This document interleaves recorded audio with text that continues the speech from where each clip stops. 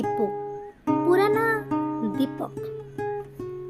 ଦୀପୁକୁ America ପଠାଇବାର ଦିନ ସହିତ ଆଜିର ଦିନକୁ ତଉଲାଉଥିଲେ ନିରଞ୍ଜନ। ପିଲାବେଳୁ ହିଁ ସେ ଥିଲା ବେଶ ଲାଜକୁଳା। ବହି ଭଲ ଓ ସେ ଭଲ। ଏପରିକି ପରୀକ୍ଷା ପରେ ସବୁ ପିଲା ଯେତେବେଳେ ଖେଳକୁଦ ଟିଭି ଓ ସିନେମା ଆଦିରେ ନିଜ ମନୋରଞ୍ଜନର ଖୋରାକ ଟିକକ ପାଉଥିଲେ, ଦୀପୁ ତା ଖଟରେ ପଡ଼ି ରହି ଗୋଟିଏ ପରେ ଗୋଟିଏ ସମ୍ବାଦପତ୍ର ଓ ନୂଆ ନୂଆ ମାଗାଜିନ୍ ପଢ଼ି ସମୟ ଅତିବାହିତ କରୁଥିଲା। ଆଇଆଇଟି ଇଞ୍ଜିନିୟରିଂ ପରେ ସେ ଯେଉଁଦିନ ସରକାରଙ୍କ ଠାରୁ ବୃତ୍ତି ପାଇ ଆମେରିକା ଯିବା ପାଇଁ ମନୋନୀତ ହେଲା, ଚାରିଆଡ଼ୁ ଛୁଟି ଆସୁଥିଲା ଅଭିନନ୍ଦନର ସୁଅ। ଖବରକାଗଜ ଓ ଟିଭି ବାଲାଙ୍କ ଭିଡ଼ ସହିତ ବନ୍ଧୁବାନ୍ଧବ ଓ ସାଙ୍ଗସାଥୀଙ୍କ କୋଳାହଳରେ ଘର ଉଠୁଥିଲା ଆଉ ପଡ଼ୁଥିଲା। ଇଞ୍ଜିନିୟରିଂ ପଢ଼ି ହଷ୍ଟେଲ ଜୀବନ ବିତାଇ ଫେରିଥିବା ଦୀପୁ କିନ୍ତୁ ଘରେ ଏତେ ଲୋକ ଦେଖି ଲାଜରେ ସଢ଼ି ଯାଉଥାଏ। ଗୋରା ମୁହଁଟା ତାର ଲାଲ ପଡ଼ିଯାଉଥାଏ। ସମସ୍ତେ ଗଲା ପରେ ରାତିରେ ଦୀପୁର ଜିନିଷପତ୍ର ସଜାଡ଼ି ରଖୁଥିବା ବେଳେ ନିରଞ୍ଜନ ପତ୍ନୀ ସୁଜାତାକୁ କହିଲେ, କେଉଁଥିରେ ଅଭାବ ରହିଗଲା ସୁଲି? ମୁଁ ପଲିଟିକାଲ ସାଇନ୍ସର ପ୍ରଫେସର, ଆଉ ତମେ ଇଂଲିଶର। ଦୁହେଁ ନିଜ କ୍ଷେତ୍ରରେ ଅନର୍ଗଳ କହିବାର ଦକ୍ଷତା ରଖିଛେ, ଅଥଚ ଆମ ପୁଅ ଦୀପୁ ଏତେ ଲାଜକୁଳା ହେଲା କିପରି?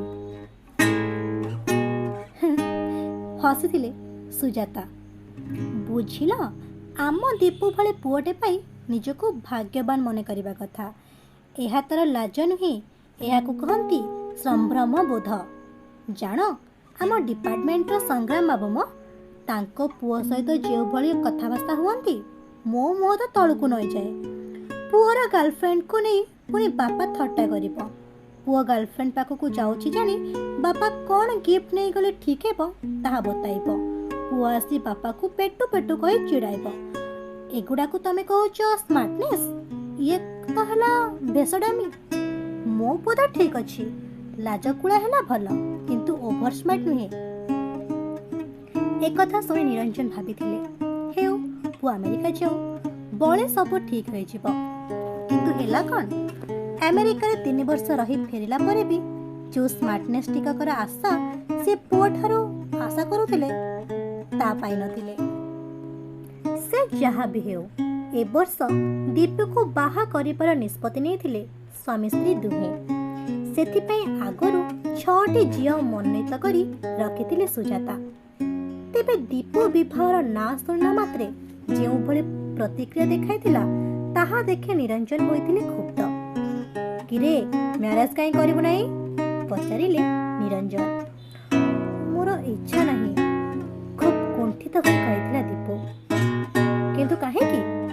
ବିରକ୍ତି ପ୍ରକାଶ କରି କହିଥିଲେ ନିରଞ୍ଜନ। ଦୀପୁ ଚୁପ୍ ରହିବା ଦେଖି, ଆରେ ନ କହିଲେ ଆମେ ଜାଣିବ କିପରି? ତୁ କ'ଣ ସେଠି କାହା ସହ କୌଣସି ଆଫାୟାରରେ ପଡ଼ିଯାଇଛୁ କି ବାପା? ଖୁବ୍ କଅଁଳେଇକି ପଚାରିଥିଲେ ସୁଜାତା। ନା ନା, ସେମିତି କିଛି ନାହିଁ ମା, ତଳକୁ ମୁହଁ ପୋତି ଉତ୍ତର ଦେଲା ଦୀପୁ। ତେବେ ଅନେକ ବାକ୍ ବିତଣ୍ଡା ପରେ ଝିଅ ଦେଖି ଯିବା ପାଇଁ ବିଭୁ ରାଜି ହୋଇଥିଲା। କିନ୍ତୁ ପ୍ରତ୍ୟେକଟି ପ୍ରସ୍ତାବକୁ କିଛି ନା କିଛି କାରଣ ଦେଖାଇ କରିଦେଇଥିଲା ନାକଚ ଓ ଛୁଟି ସରିଯାଇଛି କହି ଫେରି ଯାଇଥିଲା ଆମେରିକା। ଏଥର କିନ୍ତୁ ସତରେ ଚିନ୍ତିତ ହୋଇ ପଡ଼ିଥିଲେ ସୁଜାତା ଆଉ ତାଙ୍କ ସ୍ୱାମୀ ନିରଞ୍ଜନ। ତାଙ୍କ ଚିନ୍ତାକୁ ବହୁଗୁଣିତ କରିଥିଲା ନିରଞ୍ଜନଙ୍କର ଆଶଙ୍କାଟି। ନା ନା, ଏପରି ହୋଇନଥିବ, କିନ୍ତୁ ଅସମ୍ଭବ ବି ନୁହେଁ। କ'ଣ କ'ଣ ଖୋଲିକରି କହୁନ, କାହିଁକି? ନାଇଁ, ମୁଁ କ'ଣ କହୁଥିଲି କି, ଦୀପୁର ସମଲିଙ୍ଗୀ ଫମଲିଙ୍ଗୀ କିଛି ଧେଇ କରି ରଡ଼ିଟାଏ ଛାଡ଼ିଲେ ସୁଜାତା। ତାଙ୍କ ଇଞ୍ଜିନିୟର ଭାଇ ଡକା ହୋଇ ଆସିବା ପର୍ଯ୍ୟନ୍ତ କାନ୍ଦ ତାଙ୍କର ଥିଲା ଜାରି। ସେ ଆସି ବସୁ ବସୁ କହିଲେ, ବୁଝିଲେ ସୁଜାତା, ମତେ କାହିଁ କଥାଟା ଅଲଗା ପ୍ରକାର ଗନ୍ଧଉଛି। ସେ ଟୋକାଟା ତ ସାନ ବେଳୁ ଏକୁଟିଆ ରହିବାକୁ ଭଲ ପାଏ। ତେବେ ତାର ଅଲଗା ପ୍ରକାର କୌଣସି ଶାରୀରିକ ଦୁର୍ବଳତା ନାହିଁ ତ? ଏ କଥାଟି ସୁଜାତା ଓ ନିରଞ୍ଜନକୁ ଆଶ୍ୱାସନା ଦେବ କ'ଣ, ଓଲଟି ଦ୍ୱନ୍ଦ୍ୱରେ ପକାଇଦେଲା। शेषରେ ତିନିହେଁ ବସି ନିଷ୍ପତ୍ତି ନେଲେ ଯେ ଯେତେ ଶୀଘ୍ର ହେଉ ଆମେରିକାରେ ପହଞ୍ଚି ଏସବୁର କିଛି ଗୋଟାଏ ଫଏସଲା କରାଯିବ। କଥା ମୁତାବକ ବାପା, ମା ଓ ମାମୁଁ ଠିକ୍ ସମୟରେ ଯାଇ ପହଞ୍ଚି ଯାଇଥିଲେ ଆମେରିକାରେ। ଏୟାରପୋର୍ଟରେ ଦୀପୁ ଅପେକ୍ଷା କରିଥିଲା ଏମାନଙ୍କୁ। ସେଠାରୁ ଏମାନଙ୍କୁ ଘରକୁ ନେବା ପରିବର୍ତ୍ତେ ଏୟାରପୋର୍ଟର ୱେଟିଂ ରୁମ୍କୁ ନେଇ ଚା ଜଳଖିଆ ଦେଇ କହିଲା, ମୁଁ ଜାଣେ ତୁମେମାନେ କେଉଁ କଥାକୁ ନେଇ ଚିନ୍ତିତ, କିନ୍ତୁ ବାପା ମୁଁ ନାଚର। ଅବଶ୍ୟ ଏ ବିଷୟରେ ମୁଁ ତୁମକୁ ଆଗରୁ କହିପାରିଥାନ୍ତି, ହେଲେ ସାହସ ଜୁଟେଇ ପାରିନି। ଆଜି ତୁମେ ସବୁ ଜାଣିବ, କିନ୍ତୁ ଜାଣିଲା ପରେ ନିଜ ପ୍ରତିକ୍ରିୟା କ'ଣ କରିବ ସେ ଆଶଙ୍କାରେ ମୁଁ ଅଛି। କାରଣ ତୁମ ପ୍ରତିକ୍ରିୟା ଦ୍ୱାରା ଅନ୍ୟ କେହି ଦୃଢ଼ ମାନସିକ ଆଘାତପ୍ରାପ୍ତ ହେବା ଯଥେଷ୍ଟ ସମ୍ଭାବନା ରହିଛି। ସୁଜାତା କିଛି କହିବାକୁ ଚାହୁଁଥିଲେ, ହେଲେ ନିରଞ୍ଜନ ତାଙ୍କ ଜଙ୍ଘ ଉପରେ ହାତ ରଖି ଚୁପ୍ ରଖିବା ପାଇଁ ନିର୍ଦ୍ଦେଶ ଦେଇଥିଲେ। ପ୍ରଥମ ଥର ପାଇଁ ଦୀପୁର କଣ୍ଠରେ ଏପରି ଦୃଢ଼ତା ଓ ଆତ୍ମବିଶ୍ୱାସ ଦେଖି ନିରଞ୍ଜନ ହୋଇଯାଇଥିଲେ ନିର୍ବାକ୍। ଦୀପ ଗାଡ଼ି ଚଲାଉଥାଏ। ଏ ତିନି ଜଣ ଝରକା ଦେଇ ବାହାରକୁ ଚାହିଁଥିଲେ, ଅଥଚ ମସ୍ତିଷ୍କ ମଧ୍ୟରେ ଖେଳୁଥିବା ଅଜଣା ଆଶଙ୍କା ଗୁଡ଼ିକ ବାହାରର ସୌନ୍ଦର୍ଯ୍ୟ ଉପଭୋଗରୁ ଏମାନଙ୍କୁ ରଖିଥିଲା ବଞ୍ଚିତ। ଘରର ଚାବି ଖୋଲି ଦୀପୁ ସହ ତିନିହେଁ ଭିତରକୁ ଗଲେ। ଭିତରେ ଯାହା ଦେଖିଲେ ହୋଇଗଲେ ସ୍ତବ୍ଧ। ହୁଇଲ୍ ଚେୟାରରେ ବସିଥିବା ଏକ ମାନସିକ ଦୁର୍ବଳ ଶିଶୁ ଏବଂ ଆଶାବାଡ଼ି ଉପରେ ନିଜ ଶରୀରର ସମସ୍ତ ଭାରା ଦେଇ ଛିଡ଼ା ହୋଇଥିବା 7-8 ବର୍ଷର ଝିଅଟିଏ ଦୀପୁକୁ ଦେଖି ପାପା ପାପା କହି କୁଣ୍ଢାଇ ପକାଇଲେ। ହୁଇଲ୍ ଚେୟାରରେ ବସିଥିବା ପୁଅଟିର ଡାଇପର ବଦଳାଇ ମା, ବାପା ଓ ମାମୁଁଙ୍କୁ ପାଖ ରୁମ୍କୁ ନେଇଯାଇ ଦୀପୁ କହିଲା, ମୋ ପଡ଼ୋଶୀ ଥିଲେ ଜଣେ ଦମ୍ପତି। ଏ ଦୁଇ ଶିଶୁ ତାଙ୍କର। ସେ ଦମ୍ପତି ଏକ ଆକ୍ସିଡେଣ୍ଟରେ ମୃତ୍ୟୁବରଣ କଲେ ଏବଂ ଏ ଦୁହିଁଙ୍କୁ ଆପଣେଇବା ପାଇଁ କେହି ଆଗେଇ ଆସିଲେ ନାହିଁ।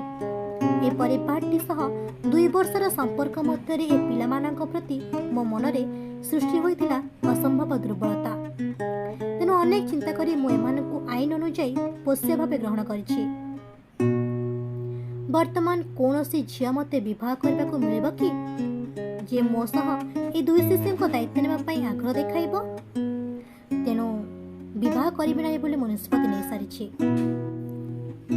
ଦୀପୁର କଥା ଶୁଣି ସମସ୍ତଙ୍କ ଆଖିରେ ଭରି ଯାଇଥିଲା ଲୁହ।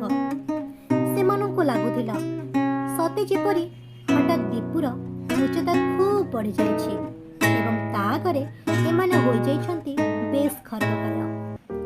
ଷ୍ଟୋରିଟି କେମିତି ଲାଗିଲା କମେଣ୍ଟ କରି ନିଶ୍ଚୟ ଜଣାନ୍ତୁ। ଯଦି ଭଲ ଲାଗିଛି ଲାଇକ୍ ସେୟାର ନିଶ୍ଚୟ କରନ୍ତୁ। ଯଦି ମୋ ଚ୍ୟାନେଲକୁ ଏପର୍ଯ୍ୟନ୍ତ ସବସ୍କ୍ରାଇବ୍ କରିନାହାନ୍ତି ସବସ୍କ୍ରାଇବ୍ କରନ୍ତୁ। ସାଇଡ଼୍ରେ ଥିବା ବେଲ୍ ଆଇକନ୍କୁ ଦବାଇ ଅଲ୍ ନୋଟିଫିକେସନ୍ ଅନ୍ କରନ୍ତୁ, ଯାହାଫଳରେ ମୋର ନେକ୍ସଟ ଭିଡ଼ିଓର ନୋଟିଫିକେସନ୍ ସର୍ବପ୍ରଥମେ ଆପଣ ପାଇପାରିବେ।